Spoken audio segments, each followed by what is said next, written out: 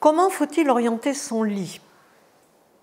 Si vous ne dormez pas bien, si vous avez le sentiment que votre lit est mal placé, on va regarder tout à l'heure, et vous vous posez des questions, et c'est une très bonne question.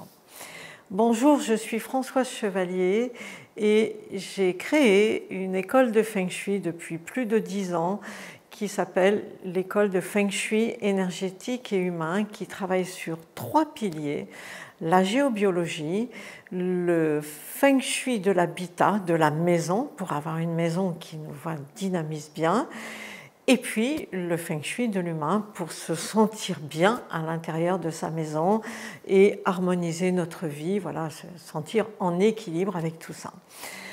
Alors, comment faut-il orienter son lit? Eh bien, traditionnellement, moi je suis née à la campagne, traditionnellement, on nous disait il faut que la tête soit orientée au nord, ça veut dire qu'on regarde vers le sud. C'est très controversé à l'heure actuelle, beaucoup de questions se posent par rapport à ça. Moi je vois beaucoup de lits qui sont mal placés, qui sont placés souvent dans le courant de la porte-fenêtre, c'est-à-dire j'ouvre la porte, j'ai une fenêtre en face, déjà en Feng Shui c'est pas terrible parce que l'énergie part tout droit par la fenêtre, et j'ai le lit en travers. Voilà, je vois beaucoup de lits qui sont posés comme ça. Je vois beaucoup de lits qui sont posés en sous-pente. En mezzanine, donc on monte sur la partie la plus haute évidemment, et le lit se trouve voilà, sous un toit qui rabaisse et qui écrase un petit peu. Beaucoup de lits sont aussi posés sur le même côté que la porte, je rentre et je le lis qui est là, juste sur la gauche. Donc en fait je ne vois pas qui rentre dans la maison, donc dans la chambre. Je ne vois pas qui rentre dans la chambre, donc ça pose un problème. Je vois aussi beaucoup de personnes qui ont posé leur lit, surtout en Feng Shui traditionnel, en faisant mettre leur tête de lit en adéquation avec leur chiffre de naissance en Feng Shui traditionnel, leur chiffre quoi. Et là, effectivement, on arrive à certaines aberrations, c'est-à-dire qu'on voit des lits qui sont posés n'importe où, n'importe comment, ou quelquefois pas posés, quelquefois ça va loin. Et j'ai eu une dame qui s'appelle Valérie, qui est de Bordeaux, et en fait qui est venue me voir sur un salon. J'étais avec Émilie, avec ma fille, sur ce salon à Bordeaux, salon du bien-être. Elle vient avec son mari. Elle venait d'arriver à Bordeaux. Elle avait acheté une très belle maison à Bordeaux, une maison ancienne, rénovée, une chartreuse, et elle vient avec son bébé. Et elle me dit, j'ai un problème, je vais revendre ma maison parce que je n'y arrive pas. Dans ma chambre, je ne peux pas poser mon lit selon l'indication de mon chiffre quoi. Il faut que mon lit soit posé avec la tête à l'est et je ne peux pas, je n'y arrive pas. Et elle ajoute, j'ai lu dans Internet que si je ne peux pas le faire, eh bien en fait c'est ma descendance, elle me montre son bébé qui avait 8 mois, qui va en pâtir. On se regarde avec Émilie, on se dit bon, qu'est-ce qu'on fait avec ça? Donc je lui propose d'aller chez elle, d'aller regarder. Je lui parle du Feng Shui tibétain qui travaille avec des directions symboliques. Rien n'y faisait, elle est repartie. J'avoue que je me suis un peu inquiétée pour elle. Et elle m'a rappelé 3 mois après. Et l'univers fait bien les choses quelquefois.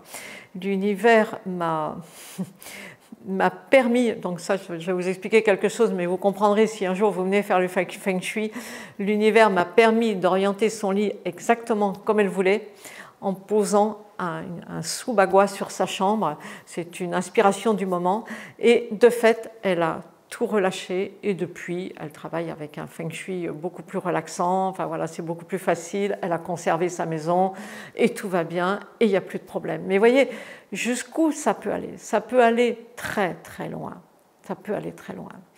Donc en fait l'idéal serait que quand vous êtes dans votre lit, vous puissiez voir assis dans votre lit qui entre par la porte et qui pourrait passer devant ma fenêtre. Ce qu'on appelle avoir un positionnement de commandement. Ça, c'est l'idéal. Si vous pouvez le faire, faites-le, vous serez très bien et vous serez bien positionné. Mais quelquefois, ce n'est pas possible. Les chambres sont tellement petites que le lit n'a qu'une position. Il y a 2 prises qui sont là et il faut le mettre dans cet endroit-là. Vous n'avez pas le choix. Ce que je conseille souvent, quand vous n'avez pas le choix, mettez-le, on fera des corrections. Ce que je conseille souvent, si on a le choix, je dirais, c'est de faire des essais. C'est ce que j'ai trouvé de mieux. C'est de s'allonger par terre, de rester 10 minutes, un quart d'heure dans les différentes positions et de s'allonger et de regarder là où je suis le mieux. Et ça ne correspond pas du tout, ça ne correspond à rien, ça correspond à des positionnements personnels, des énergies qui nous correspondent, un flux qui nous correspond. Ça ne correspond pas à grand-chose.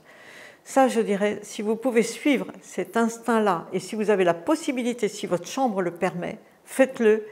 Votre corps sait ce qui est bon pour lui. C'est la meilleure chose. Et puis après, si ça ne correspond pas à ce que vous en croyez, ce que vous en pensez, que ce soit en Feng Shui, celui que moi je pratique, que ce soit en Feng Shui traditionnel, on va pouvoir amener des corrections. On va pouvoir positionner un cristal, par exemple. Vous voyez, je vous en ai amené un. Voilà, on va pouvoir mettre un cristal, par exemple, entre l'entrée et votre lit, par exemple, ou entre l'entrée et votre fenêtre. On va pouvoir mettre un carillon, peut-être, avant l'entrée de votre chambre, si vous avez votre lit qui est sur le côté. On va pouvoir mettre un mobile. On va pouvoir mettre des choses, voilà, qui font que votre lit va vous convenir. En fait, la bonne orientation pour votre lit, c'est celle qui convient à votre corps, à votre repos, à votre sommeil. C'est celle-là, la bonne orientation. Vous pouvez faire tout ce que vous voulez. Si ça ne correspond pas bien à ce qu'il vous faut, vous ne serez jamais bien. Donc, on va corriger, on va amener des choses et puis vous verrez. Personnellement, j'ai dormi pendant plusieurs années sur une mezzanine. J'avais mis toutes les corrections qu'il fallait. Et puis un jour, j'ai eu le Covid. Et au retour du Covid, je me suis dit, oh là là, j'avais une échelle de meunier pour monter. Je me suis dit, non, je ne prends pas le risque. J'ai demandé à mes enfants de me descendre mon lit. Je l'ai descendu parce que j'avais une partie salon en bas. Et je l'ai descendu. Et bien depuis, je trouve que c'est beaucoup mieux. Donc moi, pareil, je n'avais pas su m'écouter. J'avais écouté ce qui me faisait plaisir dans ma tête. Je n'avais pas écouté ce qui faisait plaisir à mon corps. Et depuis, je l'ai orienté d'abord d'une certaine façon, puis après je l'ai tourné d'une autre façon. Et là, il est très bien. Et depuis, je suis très bien.